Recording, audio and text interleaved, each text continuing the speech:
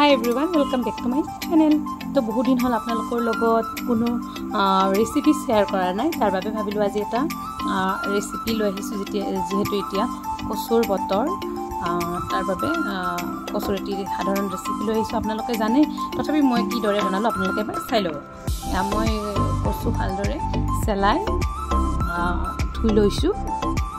এতিয়া মই এটা কুকাৰত এইখিনি বইল হ'বলৈ দিম আৰু 3টা চিটি মৰালৈ ৰখিম। আৰু এই কচুটো খাবলৈ খুব টেষ্টি হয় আৰু এইটো বনোৱাৰ পদ্ধতিও বেলেগ বেলেগ আছে। মই দুই ধৰণে বনাওঁ, আজি এটা আপোনালোকৰ লগত শ্বেয়াৰ কৰিছোঁ, বাকী কেতিয়াবা পিছত কৰিম।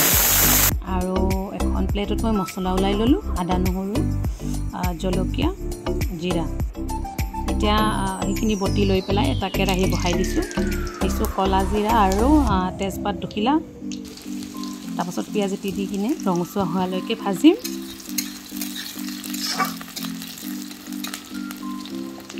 আৰু পিঁয়াজখিনি ভালদৰে ভাজ খালে এতিয়া দি দিছোঁ মছলাখিনি।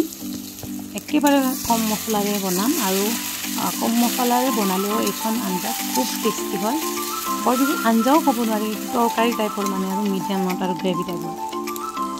এতিয়া নিমখ দিলোঁ আৰু দি দিম হালধি গুড়ি। তাৰপাছত দি ল'ম বইল কৰি টুকি লোৱা কচুখিনি, এইখিনি মই মছলাৰে অকণমান ভাজি ল'ম।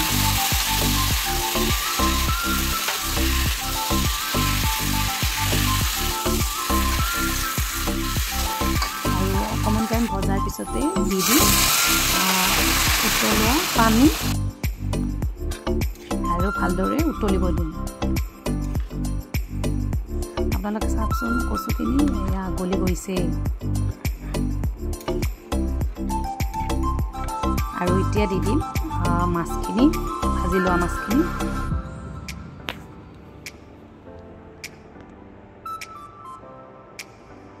আৰু ভালদৰে উতলাৰ পিছত আৰু আমাৰ আঞ্জা ৰেডি হৈয়ে গ'ল। এয়া চাওক, যেতিয়া নহয় আঞ্জাখন ঠাণ্ডা হৈ গৈছে, তেতিয়া আৰু ডাঠ হৈ গৈছিলে আঞ্জাখন। খাবলৈ খুব টেষ্টি আৰু পুষ্টিকৰ হয়। তো ভিডিঅ'টো কেনেকুৱা পালে আপোনালোকে জনাব। যদি ভাল পাই দেন মোৰ চেনেলটো লাইক কমেণ্ট ছাবস্ক্ৰাইব কৰিব। Thank U.